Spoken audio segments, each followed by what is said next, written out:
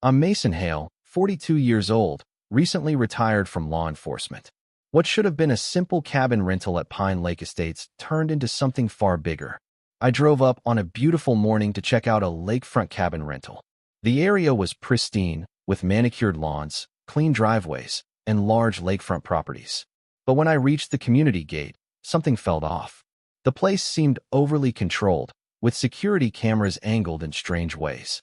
That's when I met Susan Mercer.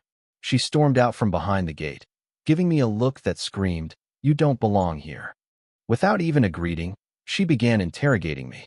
When I told her I had an appointment to see the cabin, she told me the property wasn't suitable for someone like me. That phrase set off alarms in my head. I pushed back, asking if she was familiar with fair housing laws. She became visibly shaken, her fake confidence replaced by panic. As I looked around, I realized this wasn't just about me. It was a pattern.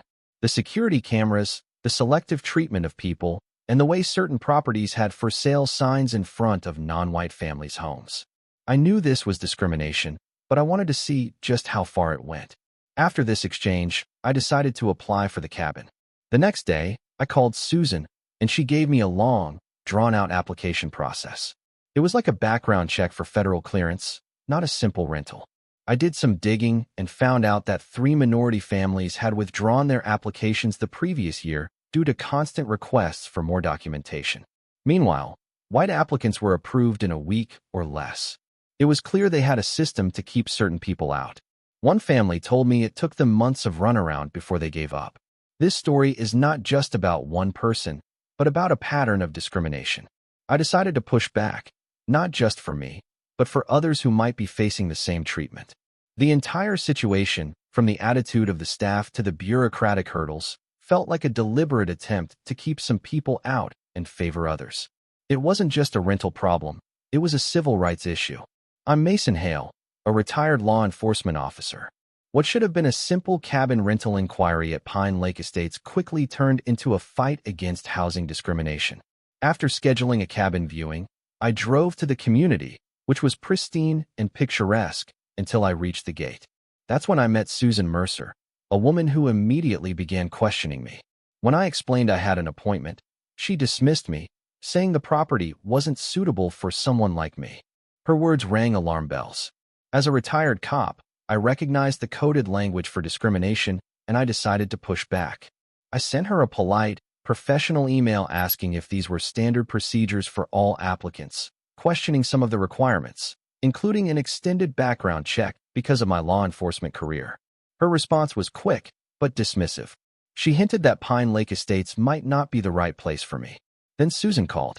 I told her I was a consultant in civil rights compliance, a truth, but not the full story. She asked if I was implying that Pine Lake Estates was engaging in discrimination. I responded that I was simply documenting what I observed. Her attitude shifted, but she didn't back down.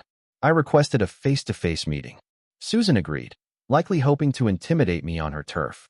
At the meeting, I calmly pointed out the inconsistencies in their application process.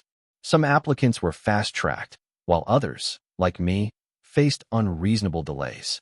Her defensiveness was obvious as I outlined the evidence of discriminatory practices. She asked if I was a lawyer, and I explained that while I wasn't, I knew housing law well enough to recognize discrimination.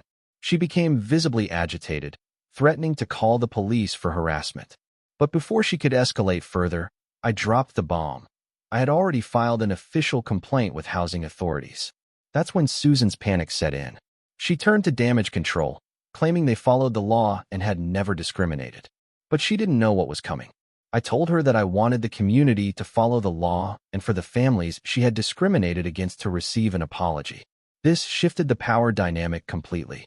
Susan, now rattled, asked how I could be sure I wouldn't destroy them. I assured her I wasn't trying to destroy anyone, but fix the broken system. The real irony came when she sent me an official letter banning me from the community, accusing me of disruptive behavior. That letter was legally problematic and constituted retaliation. I called her immediately, explaining that the letter could be evidence of retaliation under federal law. She seemed to realize the gravity of her mistake. The situation escalated even further when Susan made a 911 call, falsely accusing me of harassment. She lied, saying I was a government investigator threatening residents. Her desperation was clear, but her lies weren't going to stop me. Neighbors began coming forward, sharing stories of how Susan had been discriminatory for years. One Asian family spoke about her constant complaints about their family, from their children playing in common areas to guests parking in visitor spots. These weren't isolated incidents. They were part of a broader pattern of racial discrimination. Instead of backing down, Susan escalated further. But by then, I had gathered enough evidence to build a case. I had recordings, photos, and statements from residents. The walls were closing in on her. This wasn't just about a cabin rental. It was about standing up to discriminatory practices. Susan's power trip was exposed for what it was, and I was determined to hold her accountable. I'm Mason Hale, a retired law enforcement officer.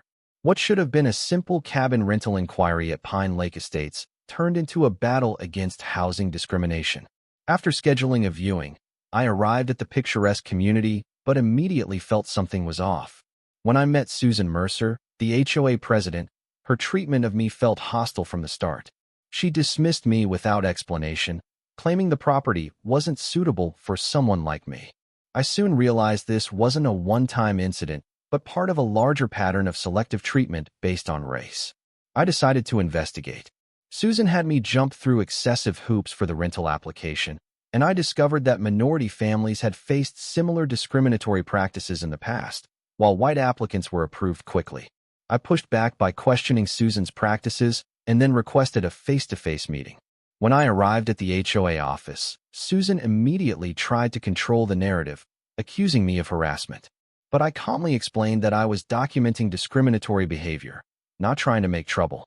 She was clearly rattled, and that's when I dropped a bombshell. I had already filed an official discrimination complaint. Susan's panic set in, and she escalated the situation by filing a false police report, claiming I was a dangerous federal investigator. When the police arrived, I stayed calm and cooperated fully. I knew that showing them my credentials, official law enforcement identification, would change everything. When I handed over my retired chief of police credentials, everything shifted. Susan's smug expression turned into shock. The officers quickly realized the situation was far more serious than Susan had imagined. As the truth unraveled, more residents came forward, sharing their experiences of Susan's discriminatory behavior.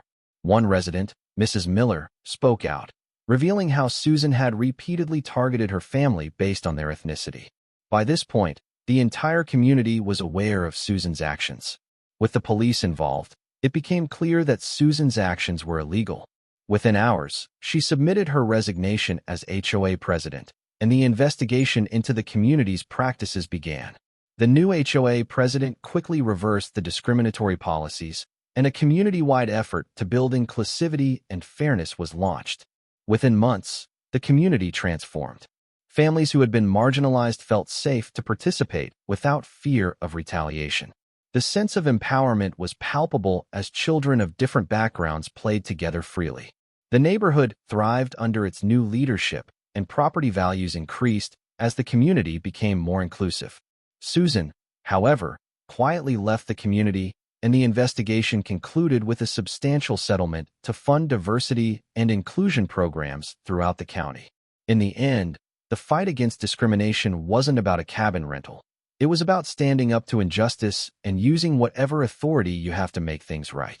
As I sat on my cabin deck, watching families of all backgrounds enjoy the community, I realized that the most powerful tool I had was not a badge, but the quiet authority of standing firm in the face of injustice. Sometimes, all it takes is one person willing to say, "This isn't right," and it stops now.